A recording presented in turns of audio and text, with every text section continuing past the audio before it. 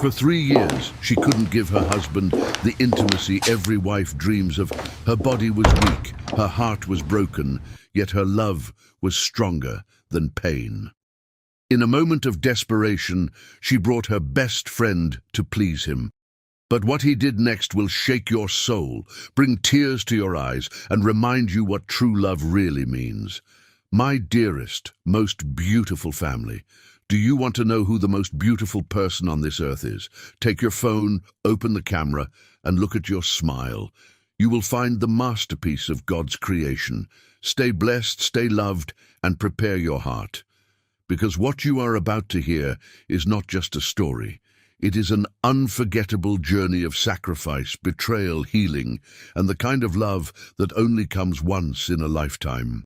Sandra Williams Neeson stared at her reflection, seeing not weakness, but a woman preparing for war.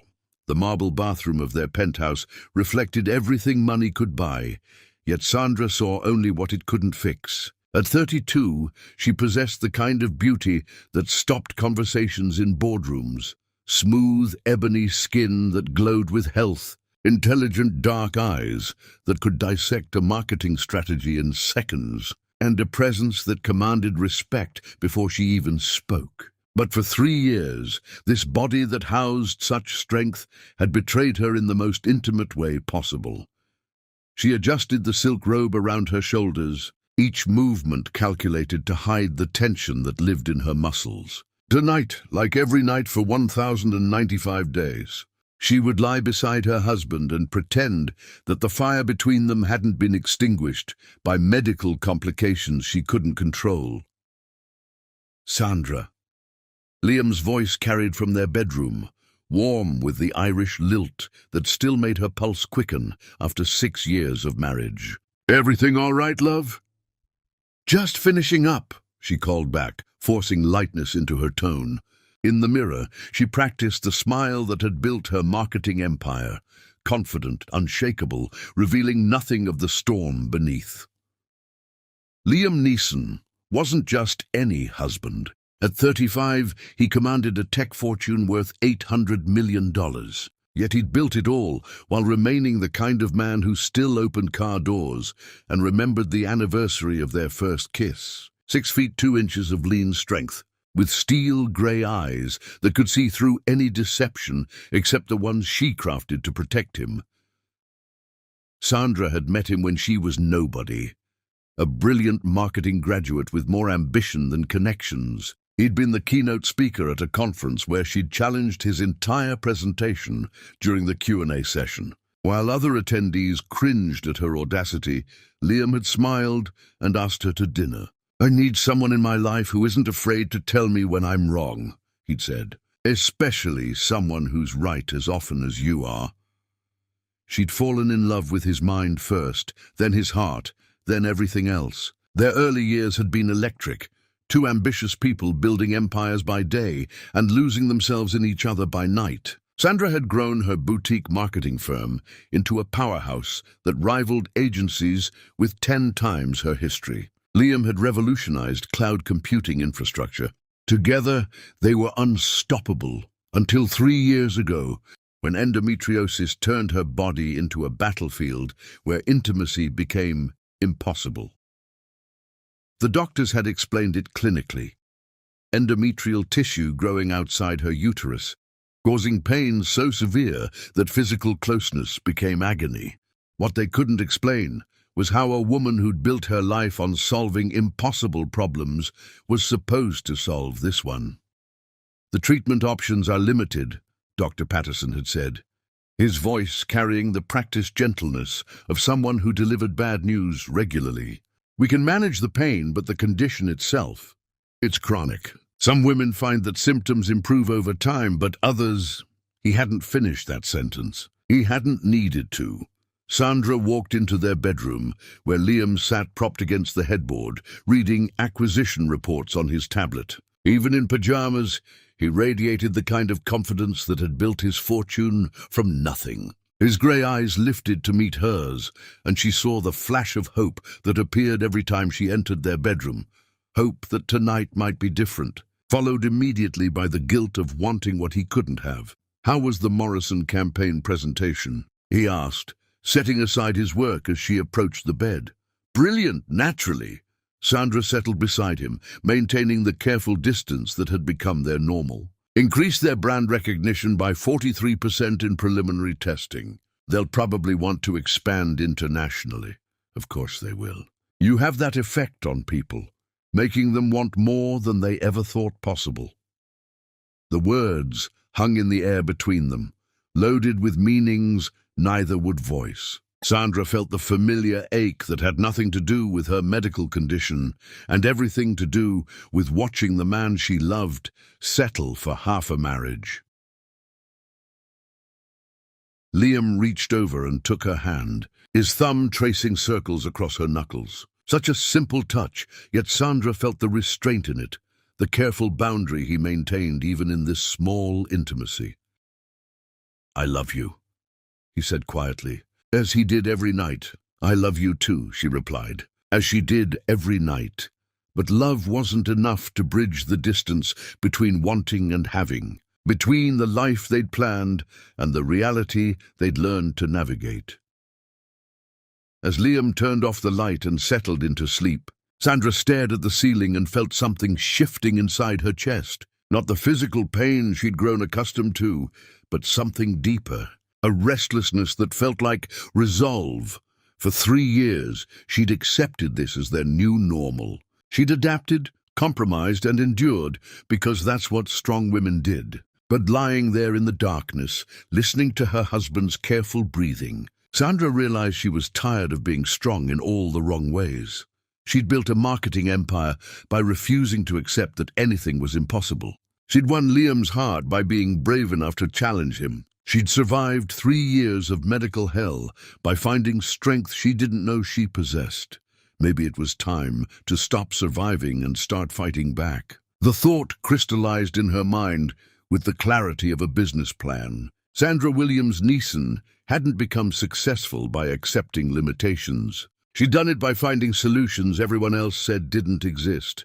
Tomorrow, she would begin the most important campaign of her life. Not for a client, not for profit, but for the chance to reclaim everything this condition had stolen from them. As sleep finally claimed her, Sandra's last conscious thought carried the weight of a declaration of war. Some battles are meant to be won. Chapter 2. The Impossible Proposition. Some conversations require liquid courage. Others require the courage of desperation. The rooftop bar overlooked Manhattan like a jeweled throne, the city lights stretching endlessly in every direction. Sandra chose this place deliberately, neutral, ground where the ambient noise would swallow difficult conversations, and the view would remind her why. She'd always aimed higher than everyone said was possible.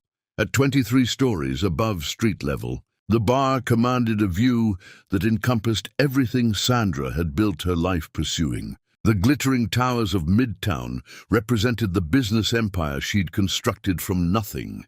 The sprawling lights of the outer boroughs suggested the millions of people whose problems she solved daily through her marketing campaigns. And somewhere in that vast tapestry of ambition and achievement was the apartment where her husband waited, unaware that his wife was about to propose something that would either save their marriage or destroy their friendship. The bar itself was an exercise in calculated sophistication, crystal fixtures that caught and scattered light like captured stars, furniture that suggested wealth without ostentation, and a clientele that understood the difference between having money and needing to display it. Sandra had chosen this particular establishment because it was the kind of place where extraordinary conversations happened regularly, where million-dollar deals were structured over cocktails and life-changing decisions were made between appetizer and entree. Marilyn Monroe Washington arrived 15 minutes late. As always, her red dress commanding attention from every man within visual range. At 31, she possessed the kind of effortless glamour that made magazine editors fight for her attention. As the creative director of Vogue's digital division, she lived in a world where beauty was currency and charm was power. "You look terrible," Marilyn announced, sliding into the booth with characteristic directness. And before you argue, remember that I make my living identifying what's wrong with perfect pictures. Sandra managed a laugh. Always such a flatterer. It's why we're friends. I'm the only person who tells you the truth even when it's ugly. Marilyn signaled the bartender with practiced efficiency. 2 old fashions and make them strong. We're about to have the kind of conversation that requires pharmaceutical assistance. They'd been friends since college, when Sandra was the scholarship kid who studied, while Marilyn was the trust fund baby who partied. Opposites should have kept them apart. But Sandra's ambition fascinated Marilyn, while Marilyn's fearlessness inspired Sandra. 23 years later, they were still each other's opposite and most trusted advisor. Their friendship had survived everything. Sandra's meteoric rise in the marketing world, while Marilyn navigated the treacherous politics of fashion media, relationships that ended badly, family dramas, professional setbacks and personal triumphs. They'd been each other's maid of honor, emergency contact, and voice of reason during every major life decision. But tonight's conversation would test the boundaries of even their extraordinary bond. You called this meeting, Marilyn said once their drinks arrived. Usually when you summon me to expensive bars with cryptic texts, it's because you're about to ask for something impossible. Sandra took a long sip of her drink, feeling the bourbon burn away some of her carefully maintained composure. Through the floor-to-ceiling windows, Manhattan pulsed with the energy of 8 million people pursuing their dreams, their obsessions, their desperate schemes to get what they wanted. She'd spent the afternoon walking through Central Park, trying to find courage for this conversation, watching couples stroll hand in hand, families playing together, people whose bodies hadn't betrayed their most fundamental desires. The spring air had been warm with promise, everything around her celebrating life and fertility and the kind of easy intimacy she could no longer access. I need to ask you something that might destroy our friendship, Sandra said finally. Interesting opening. Continue. Sandra had rehearsed this conversation a dozen times, approaching it like a client presentation.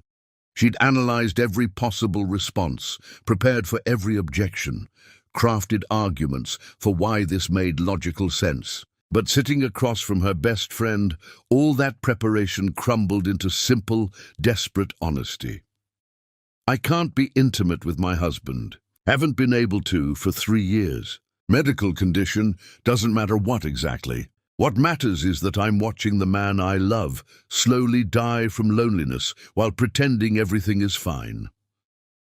Marilyn's expression shifted from curiosity to concern, her professional composure replaced by the genuine worry of someone who'd known Sandra long enough to recognize when her formidable control was finally cracking. Sandra, let me finish, please. Sandra's voice carried the authority that had built her career. I've tried everything. Doctors, specialists, treatments, therapy. Nothing works. Liam pretends it doesn't matter, but I see how he looks at other couples. I see how he turns away when love scenes come on in movies. I see how he started working later and later just to avoid coming to bed. The words came faster now, 3 years of suppressed emotion finally finding voice. Sandra felt like a dam bursting, all the careful control she'd maintained finally giving way to raw truth. I'm losing him. Not to another woman, which would almost be easier to fight. I'm losing him to resignation, to this slow acceptance that this is just our life now. And I won't let that happen. Marilyn leaned forward, her professional composure replaced by genuine worry. Around them, the bar hummed with the conversations of people whose problems seemed manageable compared to the impossible situation Sandra was describing. What exactly are you asking me? Sandra met her eyes directly, calling on every ounce of strength that had carried her through boardroom battles and impossible client demands. I'm asking if you would consider helping us, being with him, giving him what I can't. The silence stretched between them like a canyon. Around them, the bar hummed with conversation and laughter. The soundtrack of people whose problems were simpler than navigating the mathematics of love and loss. Sandra watched Marilyn process the request, seeing surprise give way to understanding, then to something that looked almost like grief. She'd expected shock, outrage, immediate refusal. What she hadn't expected was the compassionate recognition that crossed Marilyn's features. "You want me to sleep with your husband," Marilyn said finally. "I want you to save my marriage. Those aren't the same thing, Sandra, aren't they?" Sandra pulled out her phone, showing Marilyn a series of screenshots. "I've researched this. Polyamorous arrangements, platonic intimacy contracts, therapeutic sexual partnerships. It's more common than you'd think." The screenshots represented hours of research, late nights spent exploring possibilities she'd never imagined considering, forums where couples discussed similar arrangements, academic studies on alternative relationship structures, legal frameworks for non-traditional partnerships. Sandra had approached her marriage crisis with the same methodical thoroughness she brought to impossible marketing challenges. Marilyn stared at the phone, then at Sandra. "You researched this. Of course you did. You've turned your marriage into a case study. I've turned my marriage into a problem that needs solving. That's what I do. I solve impossible problems. And you think I'm the solution. I think you're the only person I trust enough to ask. You're beautiful, you're discreet. You understand complicated situations," and Sandra's voice broke slightly. "And you're the only person who loves me enough to consider doing something this insane." Marilyn drained her drink in one long swallow. "Do you hear yourself right now? You're talking about lending out your husband like he's a car. I'm talking about being practical about an impossible situation. You're talking about giving up."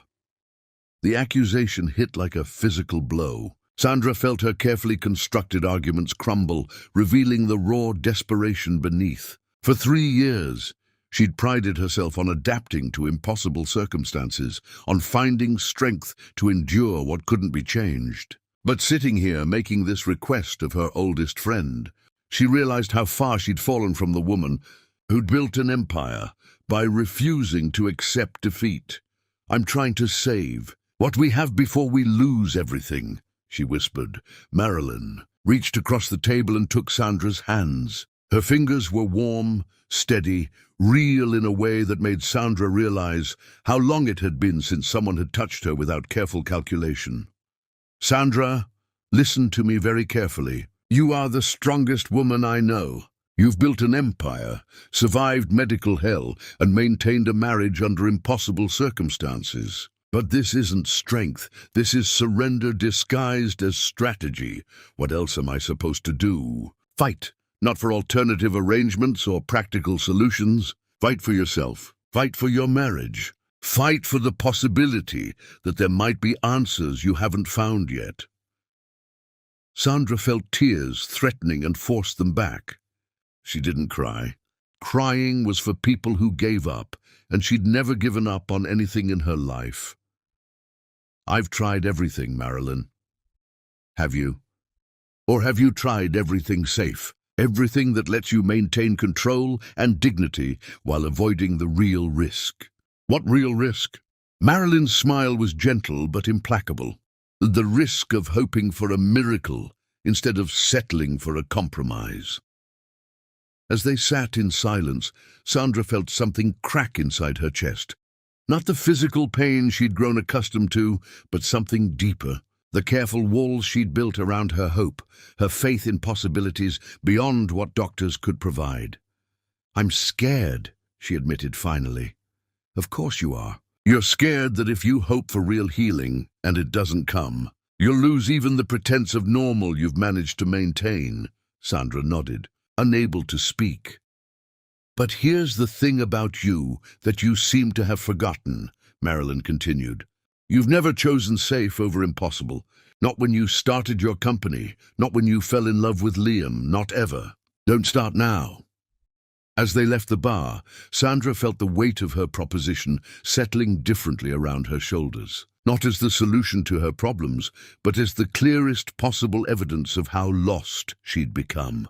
But sometimes Marilyn's voice echoed in her mind. Getting lost is the first step toward finding something better than what you were originally looking for. Chapter I-3, The Rejection That Changed Everything.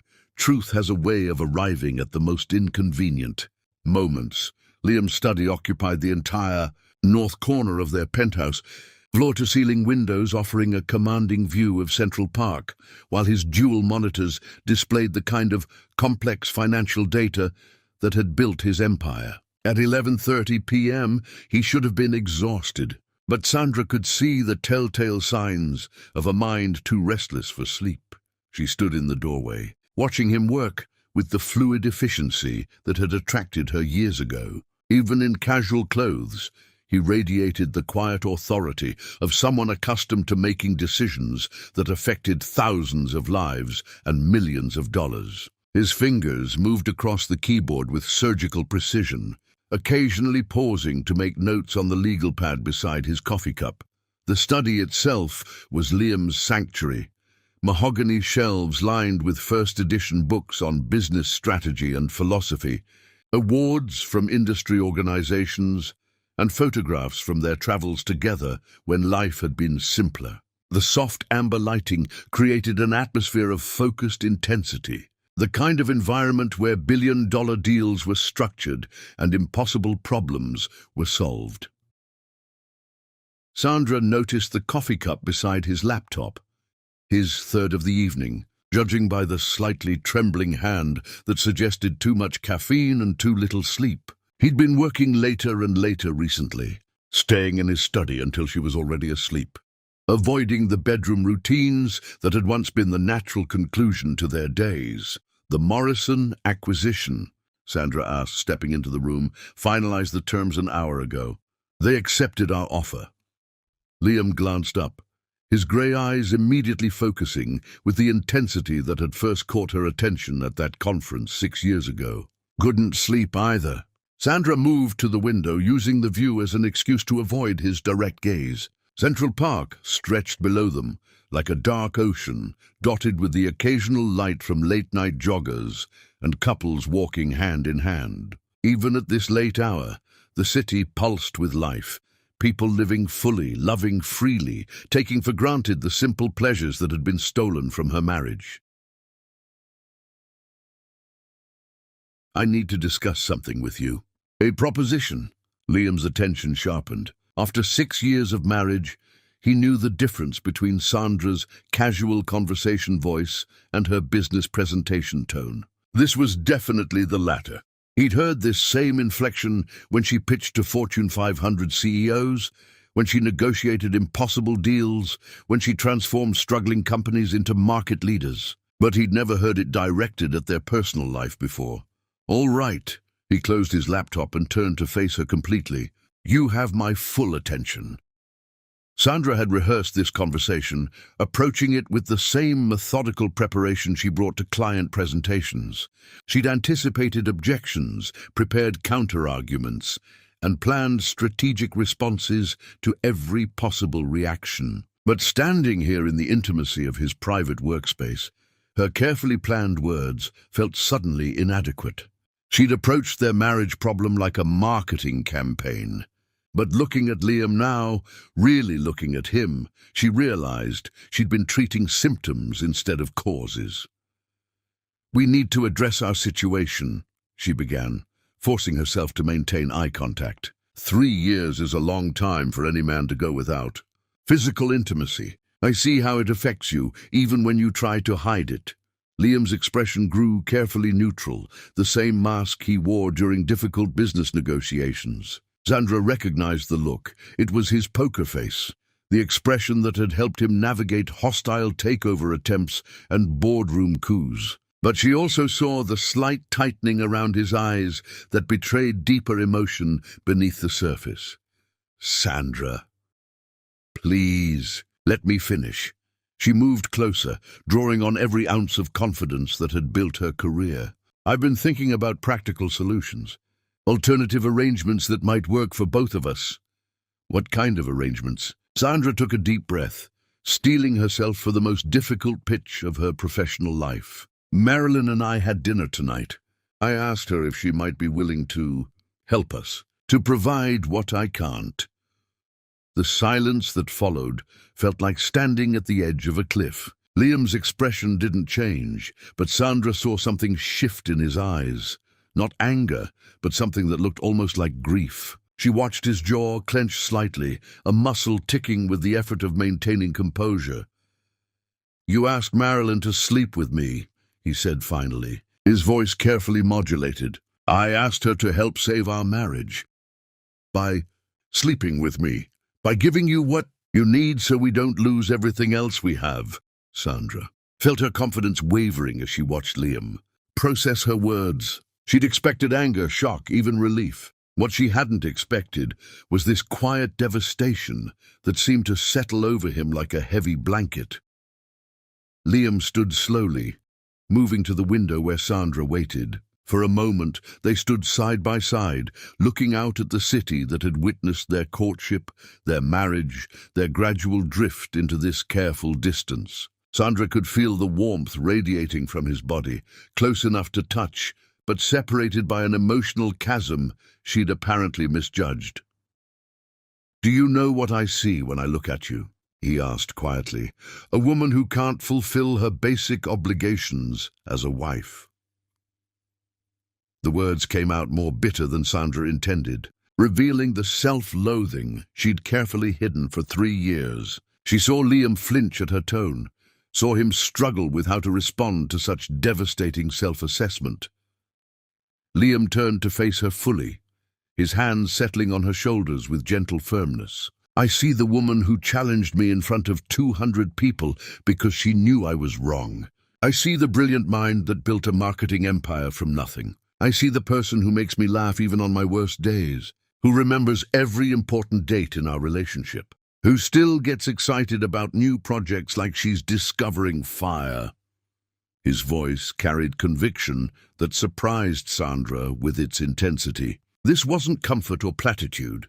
This was truth, delivered with the force of absolute certainty. "I see the woman who negotiated our first joint investment by reading the other party so perfectly that they ended up paying us for the privilege of giving us exactly what we wanted. I see the partner who helped me navigate my father's death, who stayed up with me for 3 nights straight when the company almost failed, who celebrated every victory and mourned every setback as if they were her own." Sandra felt her carefully maintained composure beginning to crack under the weight of his conviction. "But I can't." "You can't what? Give me sex?" "Sandra, do you honestly think that's what I married?" "It's part of marriage, an important part. It's one part of a relationship that encompasses everything from intellectual partnership to emotional support to shared dreams to daily laughter to the simple pleasure of knowing that the person I love most in the world chooses to build a life with me every single day." Liam's voice grew stronger, more certain. "You think I've been suffering for 3 years? You think I've been slowly dying of loneliness while pretending everything is fine? Haven't you been? Sandra, I've been watching the strongest woman I know slowly convince herself she's not enough. I've been watching my brilliant, fierce, incredible wife disappear into shame about something that isn't her fault and doesn't define her worth." Sandra felt tears threatening and fought them back. "But I see how you look at other couples. I see how you avoid. I look at other couples and wonder if they have what we have, the deep stuff, the real stuff. And I avoid intimate scenes in movies because they make me sad, not because I'm missing sex, but because I'm watching you suffer, and I can't fix it." The words hit Sandra like physical blows, destroying every assumption she'd built her proposition on. She'd constructed an entire narrative around Liam's supposed suffering, his imagined resentment, his theoretical need for what she couldn't provide. But the man standing before her bore no resemblance to the frustrated husband of her imagination. "I don't want Marilyn," Liam continued, his voice carrying absolute finality. "I don't want any alternative arrangement or practical solution. I want my wife, all of her, including the parts that are struggling right now, to understand that she is enough. More than enough, everything. But for how long? Sandra's voice broke on the question that had haunted her for 3 years. How long before you start resenting me? How long before you start wondering what it would be like with someone who could give you everything? Liam was quiet for a long moment, and Sandra braced herself for the truth she'd been dreading. She watched his face, searching for signs of the doubt she was certain must exist somewhere beneath his declarations of devotion. "Do you remember our wedding vows?" he asked finally. "Of course. What did we promise each other? In sickness and in health, for better or worse, we promised to choose each other. Every day, through everything. Not just the easy parts, Sandra. All of it." He took her hands, and Sandra was startled to realize they were shaking, not hers, but his. For the first time since she'd entered his study, she saw vulnerability crack through his controlled exterior. "I choose you when you're confident and when you're scared, when you're healthy and when you're hurting, when you can give me everything and when you can barely give me half. I don't choose you conditionally based on what you can provide. I choose you because you're you." Sandra felt something breaking open in her chest. 3 years of carefully contained emotion, finally demanding release. "I choose you too," she whispered. "But I don't know how to stop feeling like I'm failing you. Then we figure it out together, not by finding substitutes or alternative arrangements, but by fighting this thing as a team." As Sandra finally let herself cry, really cry, for the first time since her diagnosis, she felt Liam's arms come around her with a certainty that spoke of promises kept and love that ran deeper than any physical expression. "We're going to beat this," he whispered against her hair. "Not because I need you to be different than you are, but because you deserve to feel whole again. Because we deserve to have all of each other back." Standing in his study, held by the man who just refused to accept anything less than real healing, Sandra felt the first stirring of something she'd almost forgotten. Hope that wasn't contingent on compromise. Chapter 4.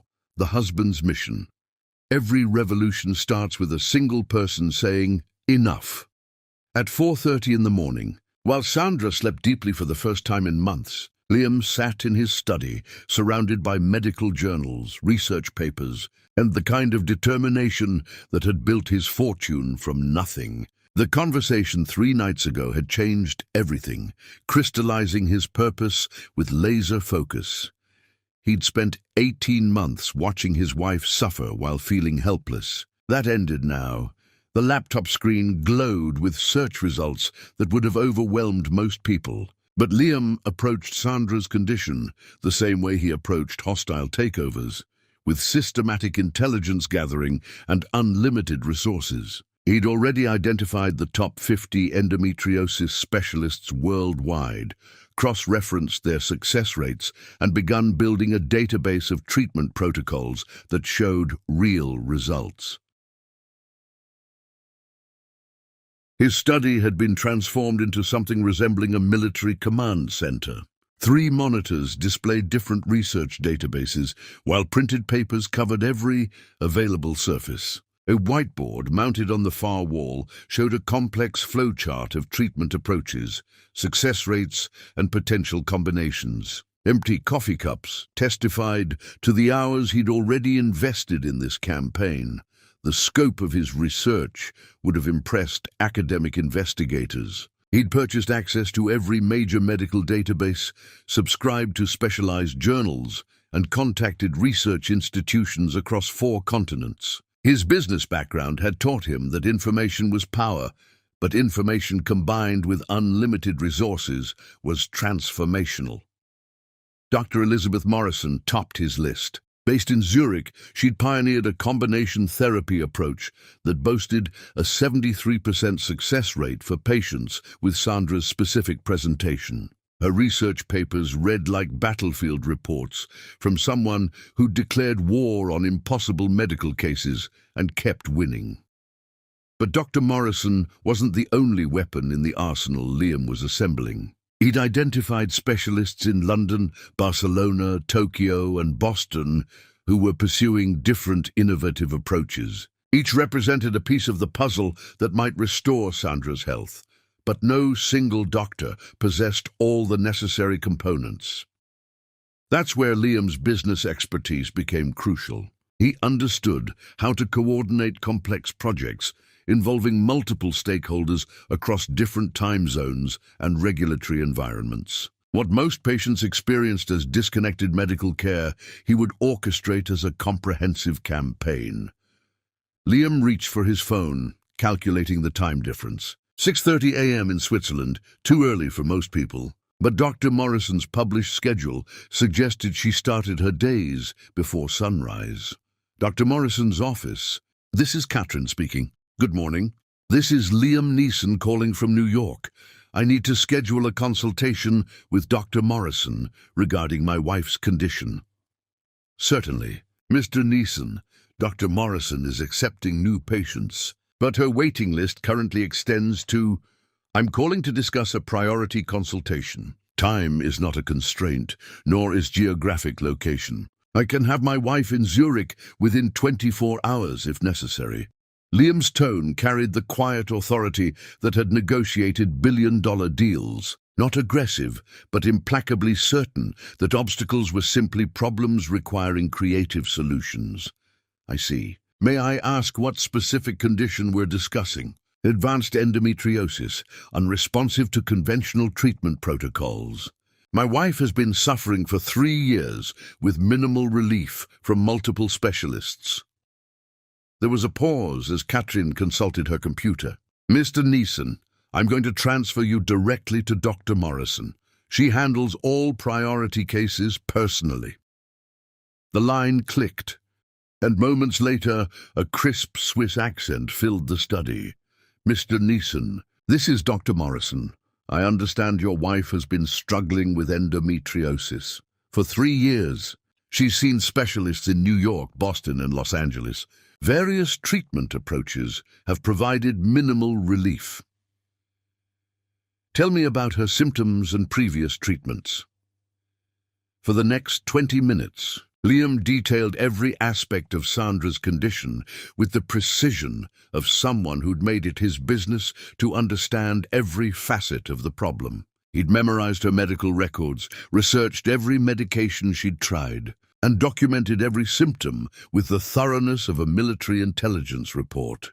He'd spent weeks learning medical terminology, studying anatomical diagrams, and understanding the complex interplay of hormones, inflammation, and nerve response that characterized Sandra's condition. What had begun as helpless observation had transformed into expertise that rivaled many general practitioners. Dr. Morrison listened without interruption, occasionally asking questions that revealed both her expertise and her genuine interest in Sandra's case.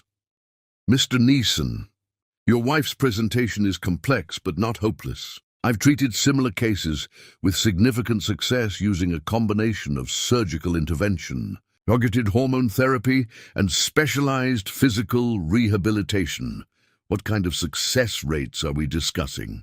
For patients with her specific symptom profile, I've achieved meaningful improvement in approximately 75% of cases. Complete resolution of pain and restoration of normal intimate function occurs in roughly 60%.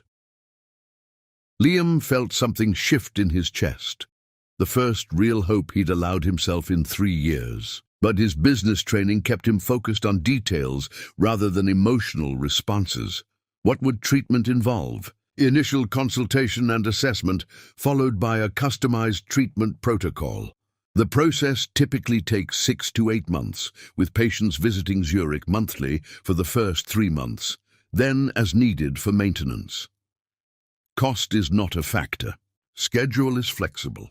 What's the earliest you could see her? I have an opening next Friday. However, Mr. Neeson, I need to ask, is your wife aware you're making this call? The question stopped Liam cold. In his determination to find solutions, he'd momentarily forgotten that Sandra valued her autonomy above almost everything else. Not yet, but she will be. I strongly recommend discussing this with her before we proceed. My treatment approach requires complete patient commitment and active participation. It cannot be imposed, even with the best intentions. After ending the call, Liam stared out at the pre-dawn darkness and considered his next moves. Sandra needed to be part of this decision, but she also needed to see that real options existed beyond the compromises she'd been contemplating. He opened a new browser window and began researching flights to Zurich. By 6 a.m., Liam had contacted 12 more specialists across 4 countries. Each conversation revealed new possibilities, different approaches, innovative treatments that hadn't been available. When Sandra first sought help, Dr. James Patterson in London had developed a nerve block technique showing promising results. Dr. Sarah Chen in Tokyo was pioneering genetic therapy approaches. Dr. Maria Santos in Barcelona combined traditional medicine with cutting-edge immunotherapy. The picture emerging from his research was clear. Sandra's condition wasn't the hopeless situation they'd been led to believe. Medical science had advanced significantly in the 3 years since her initial diagnosis, but staying current with those advances required constant vigilance and unlimited resources, both of which Liam possessed in abundance. He created a secure folder on his computer, organizing every piece of information by potential effectiveness and timeline. Treatment protocols, success stories, patient testimonials, cost analyses, logistics planning, everything Sandra would need to make an informed decision about reclaiming her health. The folder already contained over 200 documents representing dozens of hours of research. But this was just the beginning. Liam had learned that truly innovative medical care required treating each case as unique, assembling custom solutions from the best available components, regardless of cost or complexity. At 7 a.m., he heard Sandra stirring in their bedroom. Soon, she'd emerge for coffee and her morning review of overnight emails. Following the routine that had structured their lives for 6 years, Liam saved his work and closed the laptop. But the sense of purpose remained blazing in his chest. For 18 months, he'd felt helpless watching Sandra suffer. That helplessness ended today. He'd spent his career turning impossible situations into profitable outcomes. Healing his wife might be the most important deal he'd ever negotiate, but the fundamental approach remained the same. Identify the problem, research every available solution, deploy unlimited resources toward the optimal outcome. Sandra appeared in the doorway wearing the silk robe that had become her armor, coffee cup already in hand. "You're up early," she said, settling into the chair across from his desk. "Couldn't sleep. Too much on my mind." The Morrison acquisition. Liam looked at his wife, really looked at her. Beneath the carefully maintained composure, he saw exhaustion, resignation, and the kind of quiet desperation that came from fighting a losing battle for too long. Not Morrison. Something more important. Sandra's eyes sharpened with curiosity and just a hint of concern. "I've been doing some research," Liam continued carefully, "about your condition, about treatment options we might not have fully explored." He saw Sandra's expression close slightly, the automatic defensive response she'd developed to medical discussions. "Liam, we've been through this. I've seen the best specialists, tried every treatment. There's no magic bullet. Maybe not. But there are specialists we haven't consulted and treatments that didn't exist 3 years ago." Liam opened his laptop and turned the screen towards Sandra, showing her Dr. Morrison's research publication. "This woman has achieved remarkable results with cases similar to yours. Her approach is different from anything you've tried." Sandra read silently for several minutes, and Liam watched hope and skepticism war across her features. "Liam, I appreciate what you're trying to do, but I'm not trying to do anything except give you every possible option for getting your life back." The intensity in his voice made Sandra look up from the screen. "This isn't about me needing you to be different," Liam continued. "This is about you deserving every chance to be whole again. Not for my sake, but for yours." As Sandra continued reading, Liam saw something shift in her expression. Not quite hope yet, but curiosity. The same intellectual engagement that had built her career was focusing on the possibility of solutions instead of the certainty of limitations. "When could we see her?" Sandra asked finally. "Next Friday, if you want. I can have us in Zurich by Thursday night." Sandra looked at him with an expression he hadn't seen in months, surprise mixed with something that might become gratitude. "You've really researched this thoroughly, haven't you?" "I've barely started," Liam replied. "Meaning every word." Chapter 5, The Secret Campaign Heroes. Aren't born in moments of triumph, they're carved out in months of silent battles. 3 weeks after their first consultation with Dr. Morrison, Sandra's treatment began in earnest, though she had no idea of the intricate logistics happening behind the scenes. While she focused on following medical protocols and enduring the challenging therapy sessions, Liam orchestrated a complex campaign that would have impressed military strategists. His personal assistant, David Chen, had been sworn to absolute secrecy regarding what was now internally referred to as Project Restoration. David's official job was managing Liam's business schedule. His unofficial job had become coordinating an international medical campaign involving specialists across 4 continents. The transformation of Liam's professional life was remarkable. The man who'd once personally overseen every major business decision had systematically delegated responsibilities to his executive team, freeing himself to focus entirely on Sandra's healing. Board meetings that once commanded his full attention now received abbreviated appearances. Acquisition opportunities that would have previously consumed weeks of analysis were approved or rejected based on quick reviews by his investment team. Dr. Patterson's office called from London, David reported during their daily 7 a.m. briefing. They've reviewed Mrs. Neeson's latest lab results and want to adjust the hormone therapy protocol. Dr. Morrison agrees, but recommends consultation with Dr. Santos in Barcelona first. Liam nodded, making notes on the encrypted tablet he now carried everywhere. Schedule the video conference with all 3 for Thursday. Make sure it's during Sandra's marketing presentation to the Goldman account. She'll be occupied for 3 hours. Already arranged. Also, the specialized equipment Dr. Morrison requested arrived yesterday. The physical therapy team has been briefed on installation and setup. The equipment in question was a sophisticated biofeedback system that cost more than most people's cars. It had been custom modified by German engineers to address Sandra's specific needs, then flown to New York on Liam's private jet, along with the technician who would calibrate it for optimal effectiveness.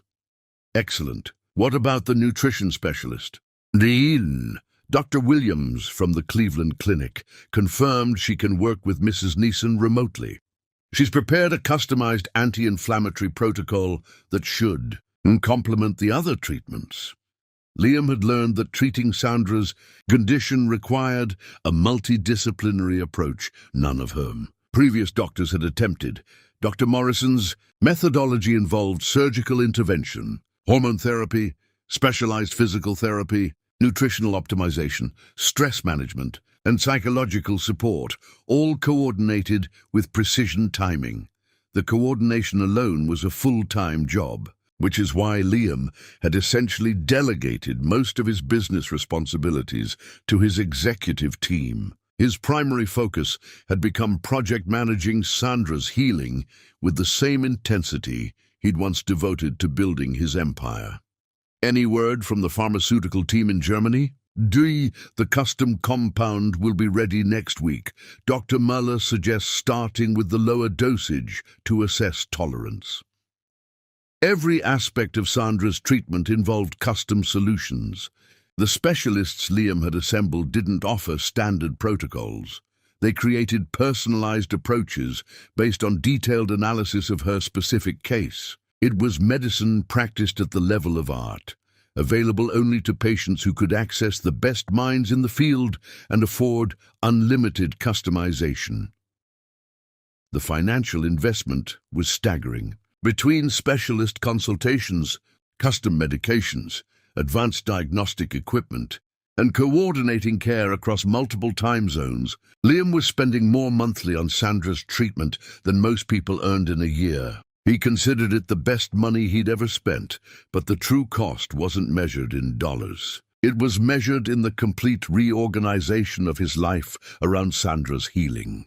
Meetings that conflicted with her treatment schedule were moved or cancelled. Business trips were eliminated unless they coincided with Sandra's recovery periods. Even social obligations were evaluated based on whether they might interfere with her rest or treatment protocols. Sandra emerged from their bedroom wearing the professional armor that signaled another day of managing her marketing empire while secretly fighting for her health. She looked stronger than she had in months, though Liam could see the careful way she moved that indicated her pain levels were still significant. "The Barcelona consultation is today," she asked, accepting the coffee he'd prepared exactly the way she preferred. 2 p.m. our time. David has the secure video link set up in the study, and Dr. Morrison thinks this new approach might help with the inflammation. You see, she's optimistic. Dr. Santos has seen excellent results with similar cases. What Sandra didn't know was that Dr. Santos had spent 2 hours yesterday reviewing her case with specialists from Johns Hopkins, Mayo Clinic, and Harvard Medical School. The consultation she'd be participating in was actually the culmination of a week-long collaborative review involving some of the world's leading experts. Liam had learned that truly innovative medical care required treating each patient as a unique research project. Sandra's case had become the focus of an informal international consortium of specialists who were as intrigued by the intellectual challenge as they were committed to helping her heal. The consortium met weekly via secure video conference, sharing insights and collaborating on treatment refinements with the kind of intellectual intensity usually reserved for groundbreaking research projects. Sandra's condition had become a fascinating case study for some of the world's most innovative medical minds. "I should warn you," Sandra said carefully. "I'm starting to hope this might actually work." "That scares me." "Why does hope scare you?" "Because if this doesn't work, if these amazing specialists with their cutting-edge treatments can't help me, then I really am out of options." Liam set down his coffee and moved to stand behind Sandra's chair, his hands settling on her shoulders. Through the silk of her blouse, he could feel the tension she carried like armor. "Then we'll find other options. I've barely scratched the surface of what's available. There are research hospitals, experimental treatments, clinical trials we haven't even investigated yet." "Liam, you can't spend your entire life trying to fix me." "I'm not trying to fix you. I'm trying to help you reclaim what's yours." The distinction mattered more than Sandra realized. In Liam's mind, this wasn't about repairing something broken. It was about recovering something stolen by circumstances beyond anyone's control. That afternoon, while Sandra participated in her Barcelona consultation, Liam coordinated 3 separate strategy calls. Dr. Morrison briefed him on the surgical options. They might need to consider if the current protocols didn't provide sufficient relief. Dr. Patterson outlined a new nerve therapy technique that showed promise but required collaboration with specialists in Boston. Dr. Chen shared preliminary results from genetic testing that suggested Sandra might be an ideal candidate for experimental treatments not yet available in the United States. Each conversation reinforced Liam's growing conviction that Sandra's healing wasn't just possible, it was probable, given sufficient resources and coordination. The challenge, Dr. Morrison explained during their private call, is that your wife's case requires innovations that exist at different medical centers around the world. No single institution has everything she needs. That's why we're creating our own institution, Liam replied, using the best people and best approaches regardless of geography. It's an expensive way to practice medicine. It's an effective way to practice medicine. The expense is irrelevant.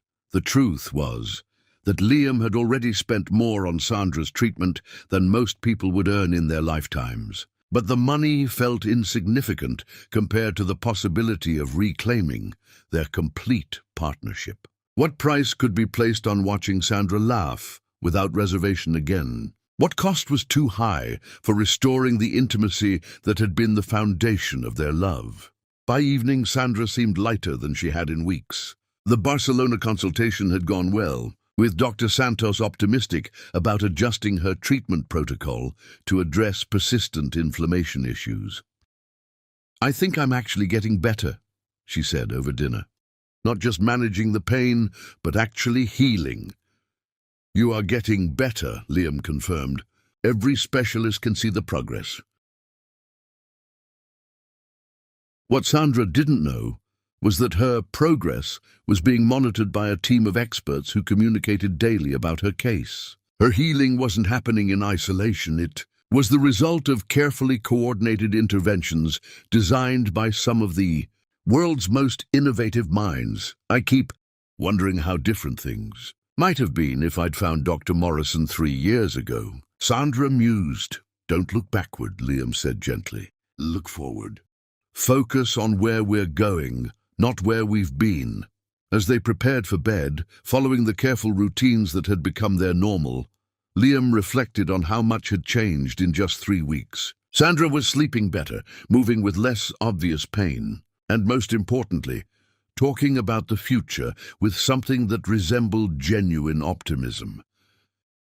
The international medical team was cautiously encouraged by her response to treatment, though everyone agreed the real test would come over the next few months as they moved into more advanced interventions. Liam fell asleep planning the next phase of Sandra's campaign for healing, his mind already working through logistics for the surgical consultation scheduled for next month and the specialized rehabilitation program Dr. Morrison had designed specifically for her case. Some battles, he'd learned, required not just courage and determination, but the wisdom to assemble the right army and the resources to sustain a long campaign. Sandra's war against her condition would be won not through single heroic efforts, but through sustained, coordinated excellence applied relentlessly until victory was achieved. Chapter 6. The Breakthrough Moment. Miracles aren't magical, they're the reward for refusing to quit. Sandra woke on a Tuesday morning in April and realized something was different. For the first time in 1,127 days, she opened her eyes without immediately cataloging levels of pain or calculating how much discomfort she could endure before admitting defeat. She lay perfectly still, afraid to move and shatter whatever spell had settled over her body during the night. The morning light filtered through their bedroom windows with the kind of golden warmth that promised spring. And Sandra felt something she hadn't experienced in 3 years, the absence of suffering as a baseline condition. Carefully, she shifted position in bed. No sharp stabbing sensation, no deep ache that seemed to originate in her bones, no burning tension that made every movement a negotiation with agony. "Liam," she whispered, not wanting to wake him but needing to share this moment with someone. He stirred immediately. The kind of instant alertness that came from months of monitoring her condition, even in sleep. "What is it? Are you all right?"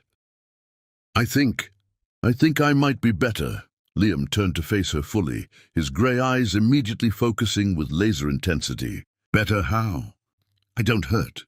Right now, in this moment, I don't hurt at all." They both held their breath, as if speaking too loudly might summon back the pain that had defined Sandra's existence for so long. The silence stretched between them, filled with cautious hope and the shared understanding that this could be temporary relief rather than genuine healing. Sandra sat up slowly, testing each movement like a scientist conducting a crucial experiment. Her body responded without protest, muscles flexing smoothly, joints moving freely. She felt like a prisoner discovering the cell door had been left unlocked. "It's really gone," she said, wonder replacing caution in her voice. "The pain is really gone."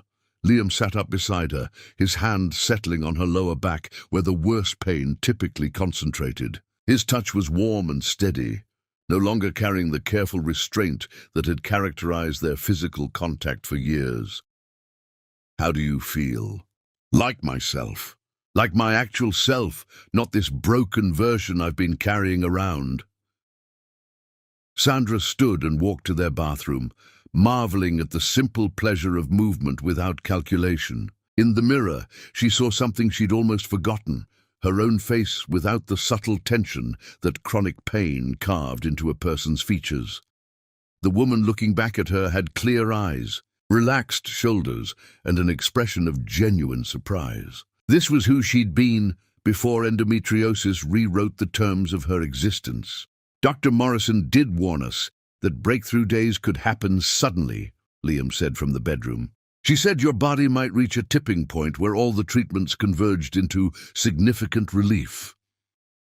Sandra returned to sit beside him, taking his hand in both of hers. His fingers were strong and familiar, but touching him now felt different, not careful or calculated, but natural. "Liam, what if this is real? What if the treatments actually worked?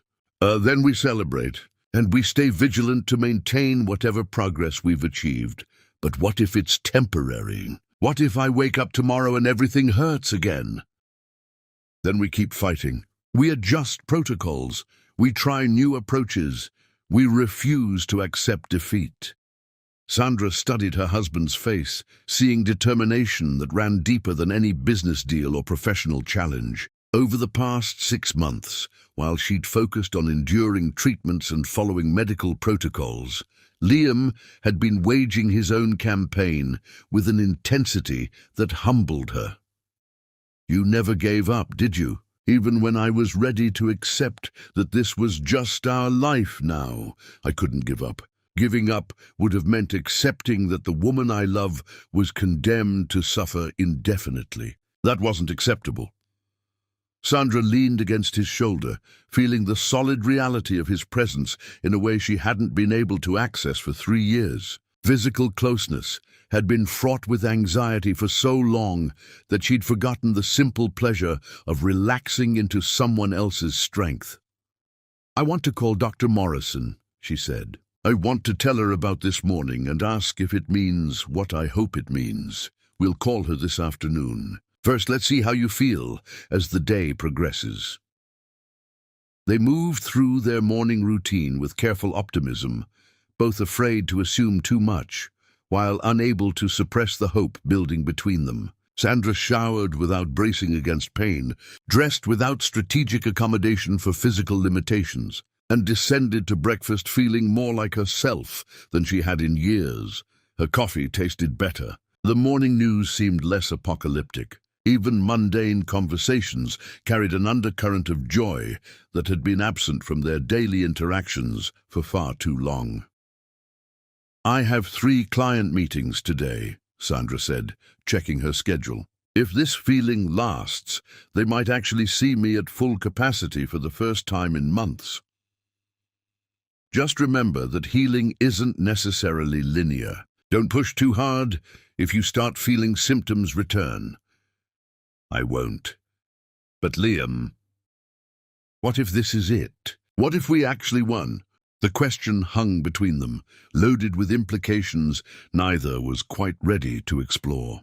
If Sandra was genuinely healing, if the pain that had redefined their marriage was finally retreating, what did that mean for their relationship? How did 2 people navigate the return of possibilities they'd learned to live without? By noon, Sandra felt certain this wasn't temporary relief. Her body moved, with an ease she'd almost forgotten.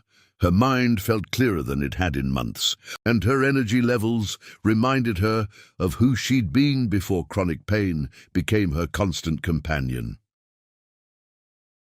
The client meetings went brilliantly. Sandra found herself engaging with creative challenges and strategic problems, with an intellectual agility that surprised even her. Without pain demanding constant attention, her mind was free to work at full capacity for the first time in years. "You seem different today," her assistant Rachel observed. "More present, I guess. I feel more present, more like myself. It's good to see. We've all been worried about you, though you've done an amazing job hiding whatever you've been dealing with." That evening, Sandra called Dr. Morrison from Liam's study using the secure video connection that had become routine for their consultations. "Sandra, you look wonderful," Dr. Morrison said immediately. "There's something different about your posture, your facial expression. Tell me what you're experiencing." Sandra described her pain-free day in detail, noting every sensation and absence of sensation with the precision of someone who'd become an expert in cataloging her own suffering. Dr. Morrison listened carefully, occasionally asking specific questions about mobility, energy levels, and emotional responses. "This is very encouraging," she said finally. "Based on your latest lab results and imaging studies, combined with what you're reporting today, I believe you've reached a significant turning point." "Does this mean I'm actually getting better? Not just managing symptoms, but healing?"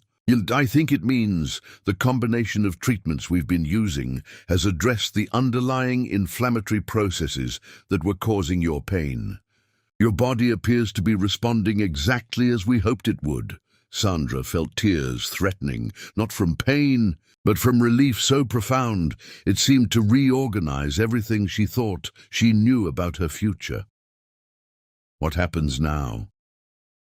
"We continue with the current protocol for another month, then gradually reduce interventions while monitoring your progress. If you maintain this level of improvement, we can start discussing long-term management strategies that require minimal ongoing treatment."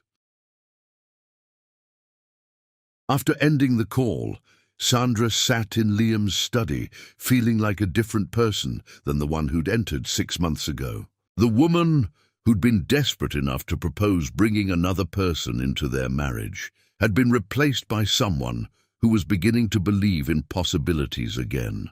Liam found her there an hour later, staring out at the city lights with an expression of quiet amazement. "Penny, for your thoughts." "I'm thinking about who we might become now," she said. "We've spent 3 years learning to live with limitations. I'm not sure I remember how to live without them. Then we'll learn together, the same way we learned everything else." As they prepared for bed, Sandra realized she was looking forward to sleeping beside her husband, without the careful positioning and strategic distance that had become habitual. Tonight, she might simply be a woman sharing a bed with the man she loved, rather than a patient managing symptoms while trying to maintain intimacy. The possibility felt almost too precious to believe. But for the first time in 3 years, Sandra allowed herself to hope for more than just endurance. Chapter 7: The Double Confession. The truth isn't just about what happened, it's about who you became in the process. Sandra stood at the floor-to-ceiling windows of Liam's study, watching the city pulse with evening energy while gathering courage for a conversation that would reshape everything between them. 2 weeks had passed since her breakthrough morning, and each pain-free day had strengthened her conviction that real healing was possible. But more importantly, those same 2 weeks had revealed something she couldn't ignore. The elaborate coordination behind her treatment suggested Liam's involvement went far beyond what he'd acknowledged. "You've been managing a lot more than I realized, haven't you?" she said without turning from the window. Liam looked up from the financial reports he'd been reviewing, but Sandra could see his reflection in the glass, the immediate alertness that meant she'd touched on something significant. "What do you mean?" "What? I mean the perfectly timed specialist consultations, the custom medications that arrive exactly when needed, the seamless coordination between doctors who supposedly don't communicate with each other." Sandra turned to face him directly, her expression carrying the analytical intensity that had built her marketing empire. She'd spent 2 weeks putting together pieces of a puzzle that revealed a campaign more sophisticated than anything she'd ever managed for her most demanding clients. Dr. Morrison mentioned she'd been collaborating with specialists I've never heard of. Dr. Santos referenced lab results I don't remember providing. The physical therapy equipment appeared in our bedroom like magic. The nutrition specialist who called me seemed to know details about my condition that I'd never shared with anyone. She moved closer to his desk, her voice carrying certainty rather than accusation. You've been running a campaign, haven't you? Not just supporting my treatment, but orchestrating it. Liam closed his laptop and leaned back in his chair, recognizing the futility of partial truths when Sandra was in full investigative mode. He'd seen this expression countless times, the focused intensity she brought to unraveling complex marketing challenges, the relentless pursuit of facts that made her so dangerous in boardroom negotiations. How much do you know? I know enough to realize I've been seeing only the surface of what you've actually been doing. I want to know the rest. Liam opened his desk drawer and withdrew the encrypted tablet that had become his constant companion for 6 months. He unlocked it and turned the screen toward Sandra, revealing files, schedules, contact lists, and coordination notes that represented hundreds of hours of work. Project Restoration, Sandra read aloud. You gave it a code name. I gave it the attention it deserved. Your healing became my primary focus. Sandra took the tablet and began scrolling through the files, her expression shifting from surprise to amazement as she grasped the scope of what Liam had orchestrated. Her marketing background helped her recognize the sophisticated structure behind what she'd experienced as seamless medical care. You've been coordinating with 12 specialists across 4 countries. You've spent, Liam, the financial investment alone must be staggering. She continued reading, discovering details that revealed the depth of his commitment. Custom pharmaceutical compounds developed specifically for her case. Research funding provided to experimental treatment programs. A network of medical professionals who'd essentially become her personal healthcare consortium. Money well spent. You turned my medical care into a military operation. I turned your medical care into a coordinated effort by the best minds available. Most patients get whatever specialist they can access locally. You got customized treatment by experts who normally never collaborate. Sandra continued reading, discovering details that humbled her understanding of what love could look like in practice. She found evidence of round-the-clock coordination, emergency protocols for potential complications, even backup treatment plans in case primary approaches failed. You've had teams of people working exclusively on my case. You've been funding research into treatments that don't even exist yet. I've been using every resource at my disposal to give you the best possible chance of getting your life back. Why didn't you tell me?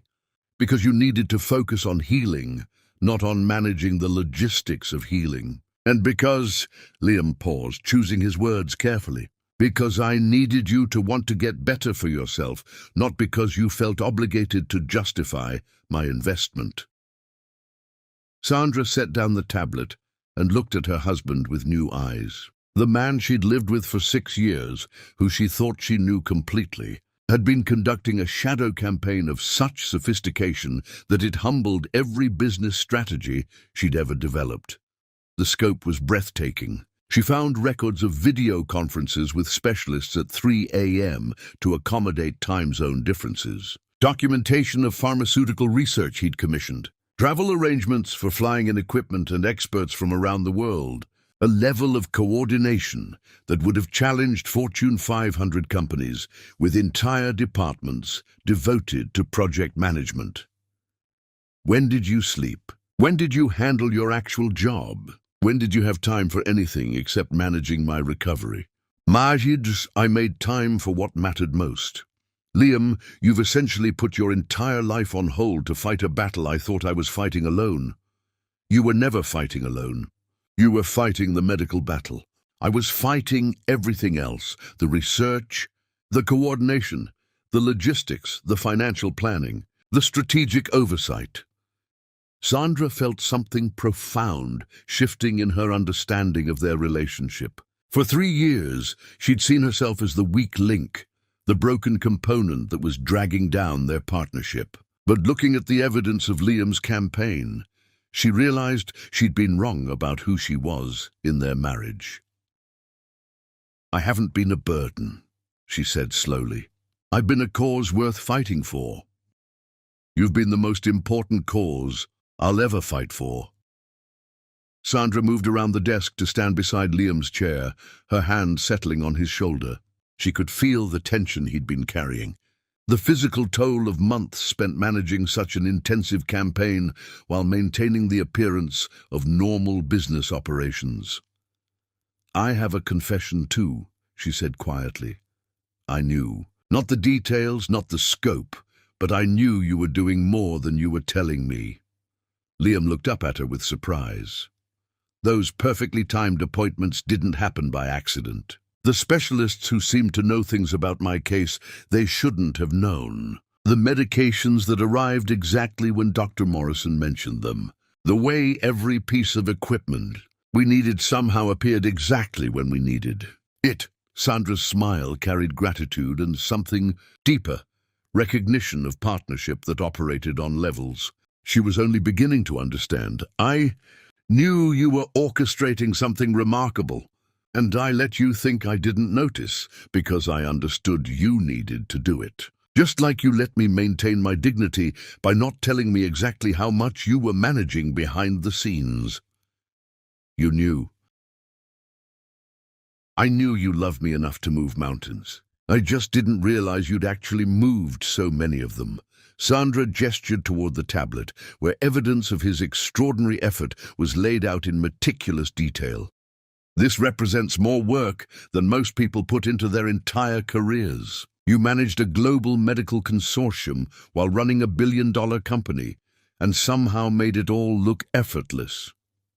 It wasn't effortless. It was necessary and impossible, yet you made it happen. Do you realize what kind of person that makes you? Liam shook his head, uncomfortable with praise for what he considered simply doing what any husband would do for the woman he loved. "It makes you the kind of person who doesn't accept defeat.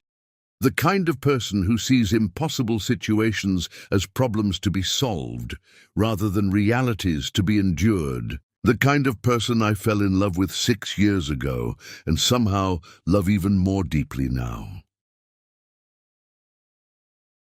They stood together in the quiet of his study, surrounded by evidence of the campaign that had reclaimed Sandra's health, and in the process, revealed depths of partnership neither had fully understood before. "What happens now?" Sandra asked. "Do we go back to normal? Do we pretend the last 6 months were just an interruption in our regular life? We go forward, as the people we've become through this experience. And who have we become?" Liam considered the question seriously. "We've become people who know what we're capable of when everything is at stake. We've become partners who trust each other to handle whatever part of a crisis we're best equipped for. We've become people who don't give up on each other," Sandra added. "We always were those people. We just proved it to ourselves." Sandra leaned down and kissed her husband's forehead, a gesture of gratitude and recognition. "I love you for everything you did," she said. "But mostly I love you for understanding that I needed to be strong enough to heal, not rescued from having to heal. You were always strong enough. I just made sure you had every advantage possible while you proved it." As they prepared to leave the study, Sandra paused at the doorway and looked back at the evidence of Liam's extraordinary campaign. "There's one more thing," she said. "I want to celebrate what we've accomplished. Not just my healing, but what we've learned about what we can do together when it really matters." "What did you have in mind?" Sandra's smile carried possibilities that had been absent from their relationship for 3 years. "I want to go somewhere beautiful and rediscover who we are when we're not fighting for survival. I want to remember what it feels like to simply be happy together." "Where do you want to go?" "Somewhere we can be alone." Somewhere we can start the next chapter of our story. As they turned off the lights and headed toward their bedroom, Sandra felt the weight of 3 years lifting from her shoulders, replaced by anticipation for discoveries that lay ahead. Chapter 8, The Weekend. Escape. Some moments are too precious for ordinary places.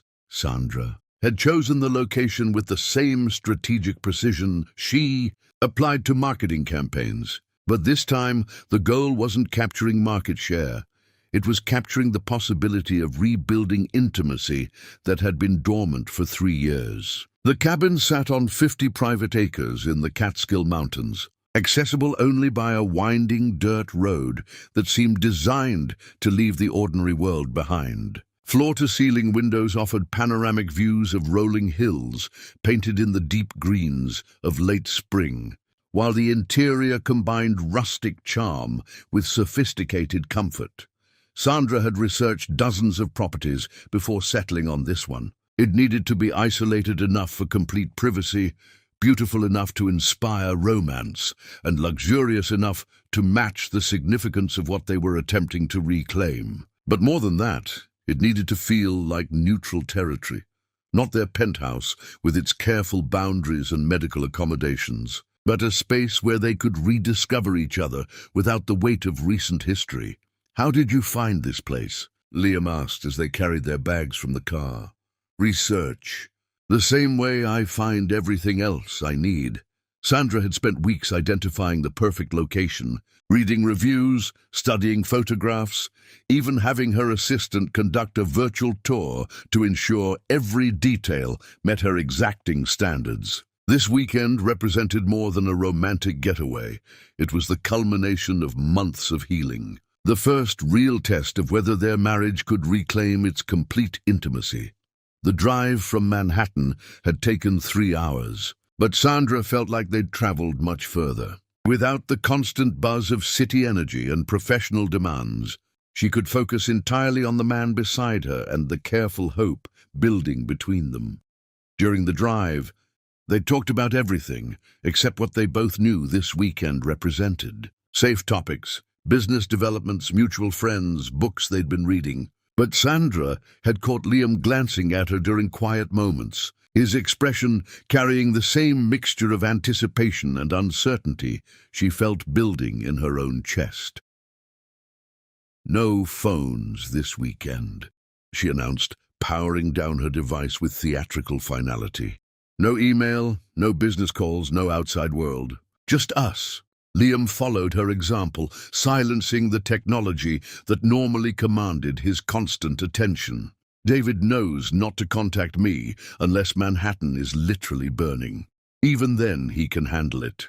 The cabin's interior exceeded even Sandra's expectations. The main room featured a stone fireplace, large enough to heat the entire space, surrounded by furniture that invited relaxation.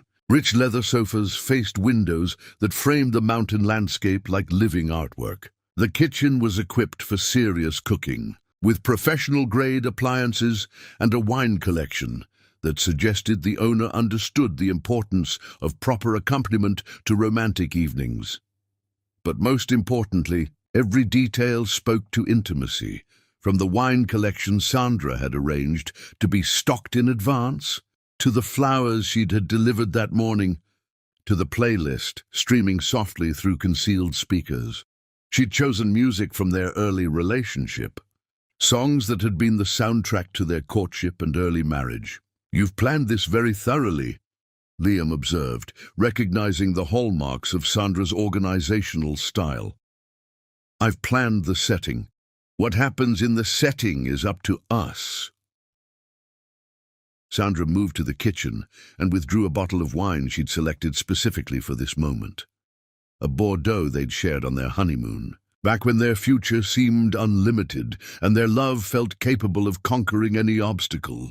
She'd searched for months to find the exact vintage, determined that every detail should carry meaning. "I thought we should start with something familiar," she said, offering Liam the corkscrew.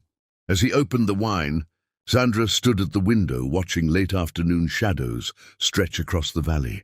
For the first time in 3 years, She felt genuinely excited about spending unstructured time with her husband, not managing symptoms, not navigating careful boundaries, not pretending everything was normal, while fighting private battles, just being together because they wanted to be. The afternoon light streaming through the windows turned everything golden. Liam's profile as he worked with the wine, the rich wood of the furniture, the landscape outside that seemed to stretch endlessly toward horizons that promised new beginnings. Sandra felt like she was seeing beauty again after years of being too focused on pain to notice the world around her. "To new chapters," Liam said, offering her a glass. "To remembering why we wrote the first chapters," Sandra countered. They settled on the couch facing the windows, the wine warming them as much as the late sunlight streaming through the glass. Sandra tucked her legs beneath her and turned to study Liam's profile as he watched the mountain landscape. Even in casual clothes, jeans and a sweater that made him look younger than his 35 years, he radiated the quiet strength that had first attracted her. "What are you thinking about?" she asked. "How long it's been since we've had time like this. Unscheduled time where we don't have to be anywhere or manage anything. 3 years, 4 months and 16 days, Sandra said without hesitation. Liam turned to look at her with surprise. "That's how long it's been since we spent a weekend together without my condition being part of the agenda." "I know because I've been counting. And now? Now we're here, and I'm not in pain, and you're not worried about me being in pain, and we can just be ourselves." They talked as the sun set, conversation flowing with an ease that reminded Sandra why she'd fallen in love with Liam's mind before everything else. He was brilliant and funny and deeply thoughtful, qualities that had been overshadowed by years of careful navigation around her medical issues. She found herself laughing, really laughing, for the first time in months, the sound filling the cabin with life. Sandra prepared dinner while Liam built a fire, both of them moving with domestic harmony that felt simultaneously familiar and rediscovered. The simple pleasure of cooking together, of sharing tasks without medical calculations, felt like reclaiming territory they'd lost without realizing how much they'd missed it. She'd chosen the menu carefully, dishes they'd enjoyed during their early relationship, foods that held good memories, but weren't so elaborate as to require all her attention. She wanted to focus on Liam, on conversation, on rediscovering the easy partnership that had once been second nature. Over dinner, they talked about everything except the journey that had brought them here. Sandra shared new ideas for expanding her marketing firm internationally. Liam described acquisition opportunities he was considering. They debated books they'd been reading, movies they wanted to see, places they might travel, normal couple conversations, simple pleasures that had been casualties of their medical crisis. "I'd forgotten how much I enjoy talking with you," Sandra said over dessert. "Really talking, not just coordinating schedules and managing logistics. We're good at talking together, always have been. We're good at a lot of things together."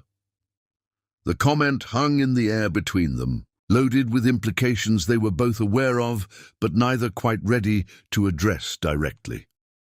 As they finished cleaning up, Sandra felt nervousness mixing with anticipation in her chest. The evening was approaching the moment she'd been planning for, hoping for, and simultaneously fearing for months. "Sandra," Liam said quietly, seeming to read her thoughts. "We don't have to—" "Yes, we do," she interrupted. "Not because we have to prove anything or meet any expectations, but because I want to, because I've wanted to for 3 years, and now I finally can."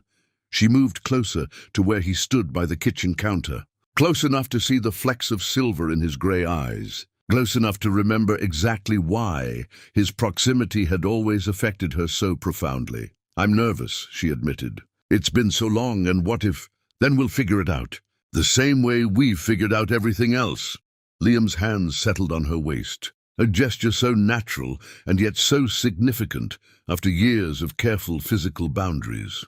"We have all night, and all tomorrow, and all the time we need," he continued. No pressure, no expectations, no agenda, except being together in whatever way feels right.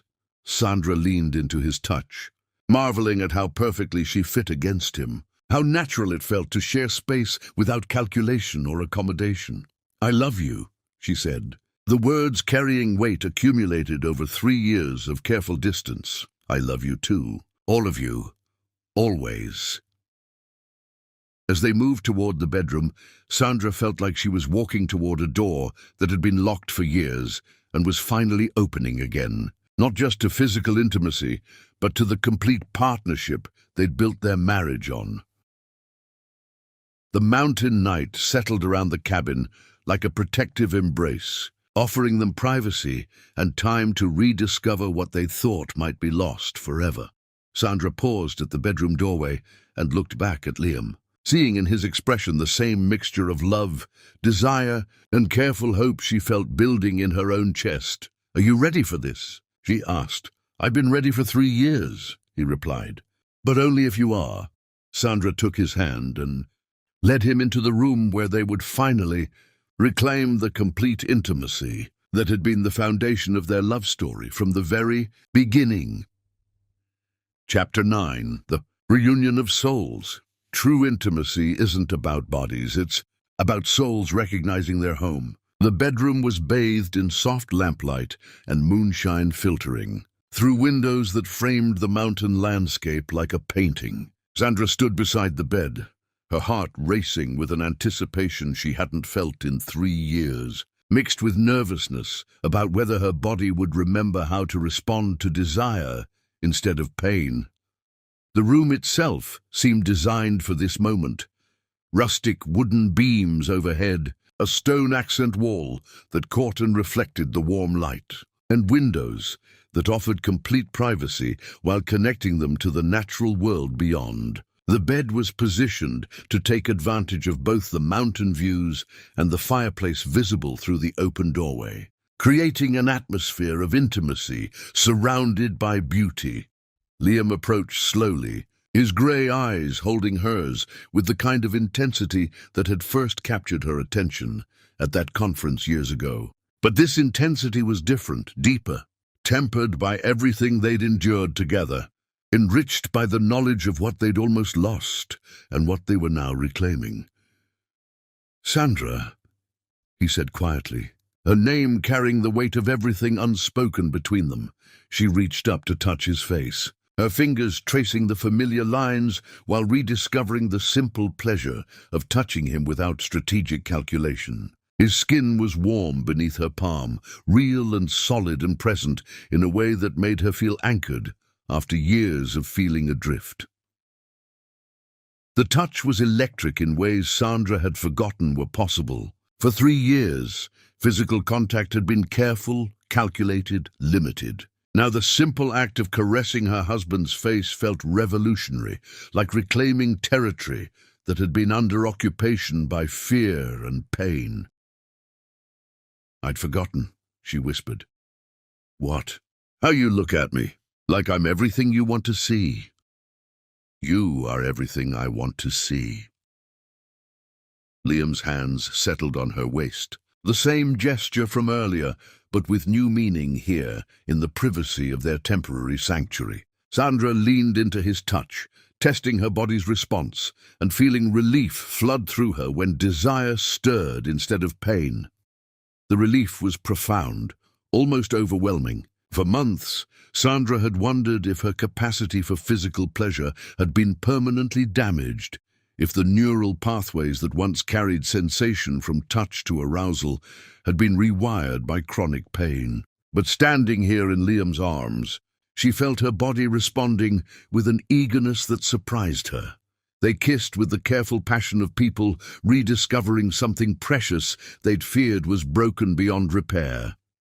Sandra felt her body responding with an eagerness that surprised her. Nerve endings that had been devoted to cataloguing pain, suddenly remembering their capacity for pleasure. The kiss deepened gradually, neither of them rushing toward anything beyond this moment of reconnection. Sandra marveled at how natural it felt, how her body seemed to remember exactly how to fit against Liam's, despite the long separation from intimacy. Her hands found their way to his shoulders, then his chest, relearning the geography of the man she'd married. The kiss deepened, and Sandra felt 3 years of careful distance dissolving into present-moment connection. Liam's hands moved across her back, relearning territory that had been forbidden for so long, while Sandra allowed herself to simply feel without monitoring, without calculating, without preparing for inevitable discomfort. "Is this okay?" Liam asked against her lips, his voice rough with restraint. "It's perfect," Sandra replied, meaning it completely. They undressed each other slowly, not with the urgent passion of their early relationship, but with something deeper, reverence, for bodies that had carried them through crisis, and were now offering the possibility of joy again. Sandra felt self-conscious for only a moment before Liam's expression banished any uncertainty. He looked at her with the same appreciation he'd always shown, but now it was layered with gratitude and wonder that made her feel beautiful in ways that transcended physical appearance. "You're magnificent," he said, his hands tracing paths across her skin that sent shivers of pleasure through nerve endings she'd forgotten could feel anything but pain. The words carried weight beyond simple compliment. Sandra heard in them recognition not just of her physical form, but of everything she'd endured to reach this moment. She was magnificent, not despite her struggle with chronic pain, but because of her courage in fighting through it to reclaim this part of herself. They moved together onto the bed, the mountain night wrapping around them like a blessing. Sandra's body responded to Liam's touch with an eagerness that amazed her, muscles relaxing instead of tensing, sensation building toward pleasure instead of retreating from pain. For the first time in 3 years, Sandra allowed herself to be completely present in physical intimacy instead of managing it from a careful psychological distance. She felt like she was returning to herself, reclaiming territory that had been surrendered to medical necessity. Every sensation felt heightened, as if her nervous system was celebrating its return to normal function. The texture of Liam's skin beneath her fingertips, the warmth of his breath against her neck, the solid reality of his presence, all of it combined into an experience that was both familiar and miraculous. Liam moved with careful attention to her responses, reading her body's signals with the same focus he brought to complex business negotiations. But this wasn't about winning or achieving objectives. This was about reconnection, about two people rediscovering what they meant to each other when all barriers were finally removed. The careful attention touched Sandra deeply. She could see in Liam's eyes the same mixture of desire and protective concern that had characterized their relationship from the beginning. He wanted her desperately, but he wanted her comfort and pleasure even more. The combination of passion and tenderness made her feel cherished in ways that went far beyond physical attraction. "I love you," Sandra whispered as sensation built between them. The words carrying acknowledgement not just of feeling, but of choice, of commitment renewed through crisis and emerging stronger. "I love you," Liam replied, his voice thick with emotion that went beyond physical pleasure to encompass everything they'd survived and everything they were reclaiming.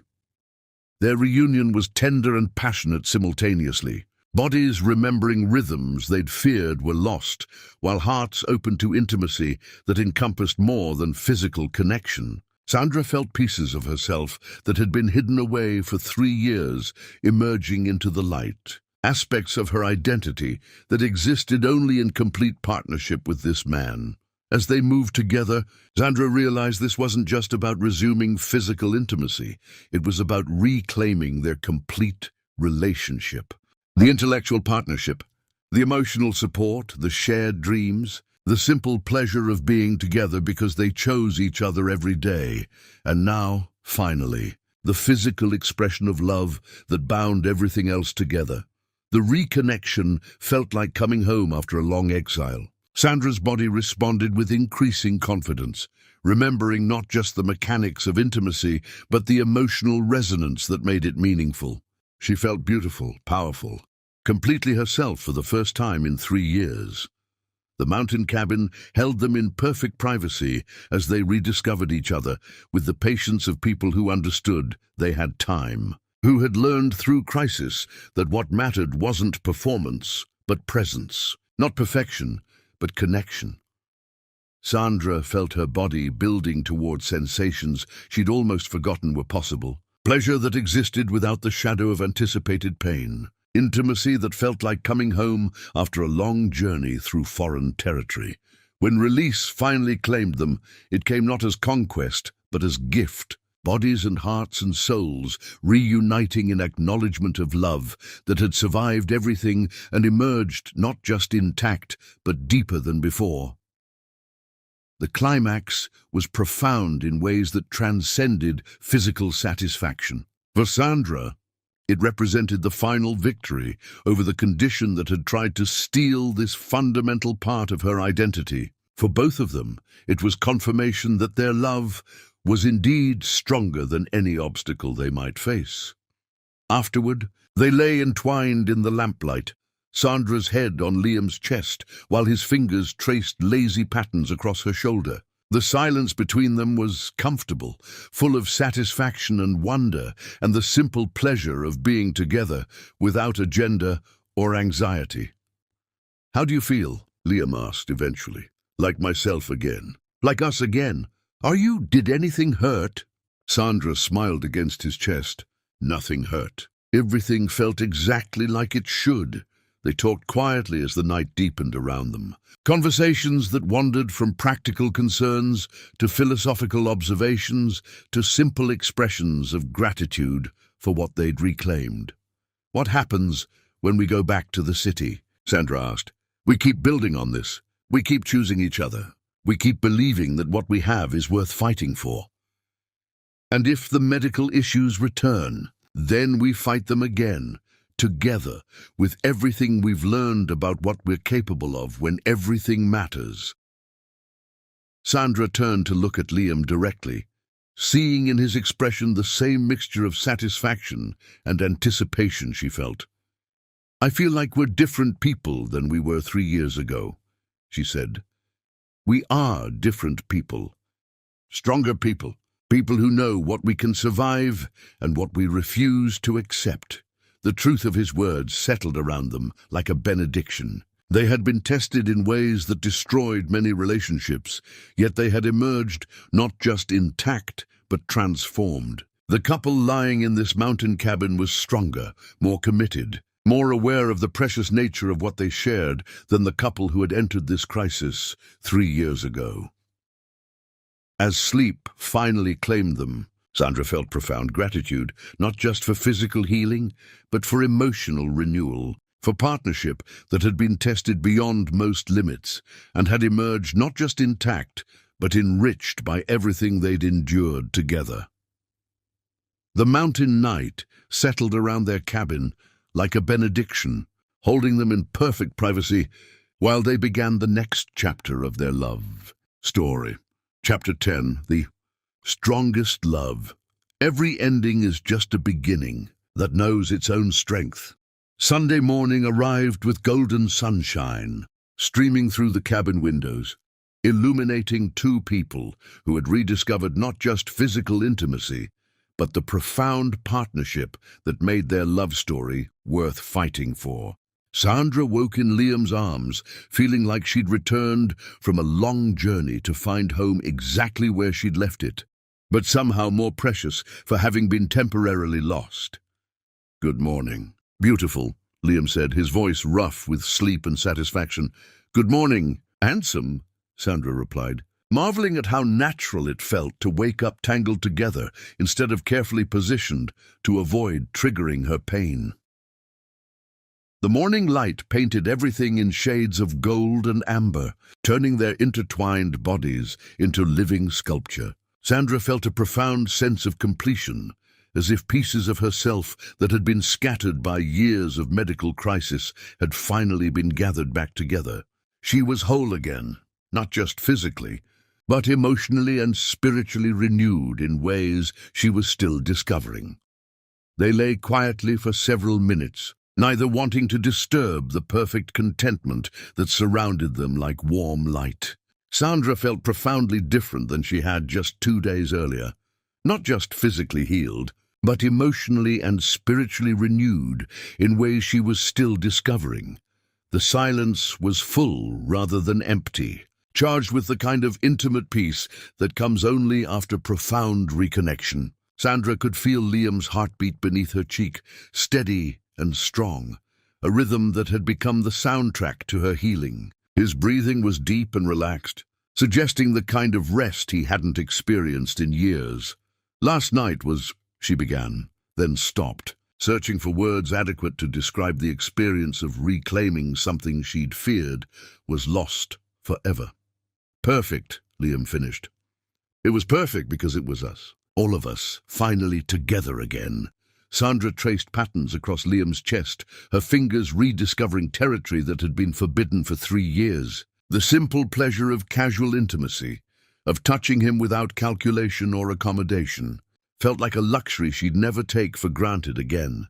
His skin was warm and familiar beneath her fingertips, marked by the subtle changes 3 years had brought, but fundamentally unchanged in all the ways that mattered. She found the small scar on his shoulder from a childhood accident, the freckle near his collarbone that she'd always found inexplicably endearing, the places where her touch made him shiver with pleasure. "I keep waiting for the other shoe to drop," she admitted, "for pain to return, or complications to arise, or something to remind me that this might be temporary. And if it is temporary, then we'll fight again." "But Liam, I don't think it is temporary. I think we actually won." The conviction in her voice surprised them both. For 3 years, Sandra had been cautious about hope, afraid to believe in possibilities beyond careful management of limitations. But lying here in the aftermath of complete intimacy, she felt certain that her healing was real and lasting. Sandra sat up, looking out at the mountain landscape that had provided the perfect backdrop for their reunion. In the morning light, everything looked possible. The rolling hills suggested journeys yet to be taken. The clear sky promised weather for any adventure they chose to pursue. The view from their window encompassed wilderness that seemed to stretch infinitely, unmarked by the medical complexes and specialists' offices that had defined so much of their recent experience. Here, surrounded by natural beauty in each other, they could imagine a future defined by possibilities rather than limitations. "What are you thinking about?" Liam asked, following her gaze to the windows. "I'm thinking about all the things we can do now that we couldn't do before. Travel without medical considerations. Make love spontaneously instead of planning around my pain levels. Focus on building our dreams instead of managing my limitations. We built plenty of dreams while managing your limitations, but imagine what we can build now that we don't have to manage them anymore." The possibilities felt endless. Sandra envisioned weekend getaways planned around pleasure rather than medical appointments. Evenings that ended in spontaneous intimacy rather than careful accommodation. Mornings that began with desire rather than pain assessment. The future stretched before them like an unwritten love story, ready for whatever adventures they chose to pursue. They made breakfast together, the domestic harmony feeling both familiar and rediscovered. Sandra moved with an ease and energy that reminded her why she'd been successful in business. When she wasn't devoting mental resources to pain management, her mind operated with clarity and focus that could tackle any challenge. The simple act of preparing food together took on significance beyond mere nourishment. Every shared task, Liam brewing coffee while Sandra prepared fruit. Through their synchronized movements around the kitchen, the easy conversation punctuated by spontaneous touches felt like a celebration of restored partnership. Over coffee, they talked about practical matters, returning to work, resuming normal schedules, explaining Sandra's improved condition to friends and family who'd watched her struggle for 3 years. But beneath the logistical discussions ran a current of excitement about returning to New York as people transformed by their experience. "I want to tell people what we learned," Sandra said. "Not the medical details, but the relationship lessons. How we supported each other through crisis. How you can fight for someone without trying to rescue them. How love looks different during emergencies, but doesn't become less powerful. You want to help other couples facing medical challenges. I want to share what we learned about what's possible. When you refuse to accept defeat, the idea excited Sandra in ways she hadn't anticipated. Her experience with endometriosis, painful as it had been, had taught her things about resilience and partnership that could benefit others facing similar struggles. She could imagine writing articles, speaking at conferences, maybe even starting a foundation to support couples navigating medical challenges. Liam reached across the table and took her hand, his thumb tracing familiar circles across her knuckles. The gesture was the same one that had comforted her during their darkest moments, but now it carried celebration rather than consolation. "I'm proud of you," he said, "not just for healing, but for how you handled everything. You were strong even when you felt weak. You kept fighting even when fighting seemed hopeless. I'm proud of us for figuring out how to be partners even when partnership looked completely different than we'd planned." The pride was mutual and well-earned. They had navigated territory that destroyed many relationships, yet they had emerged not just intact, but stronger. The love that had brought them together had proven deep enough to sustain them through the worst crisis they could imagine. As they prepared to pack and return to Manhattan, Sandra felt reluctant to leave the cabin that had witnessed their reunion. This place would always represent the weekend they reclaimed their complete relationship. The setting where they proved that love could survive anything and emerge stronger. But the reluctance was tempered by excitement about returning to their real life as people transformed by their experience. The penthouse would be the same. Their offices would hold the same challenges. But they would approach everything with the knowledge of what they were capable of when everything was at stake. "We can come back," Liam said, reading her expression.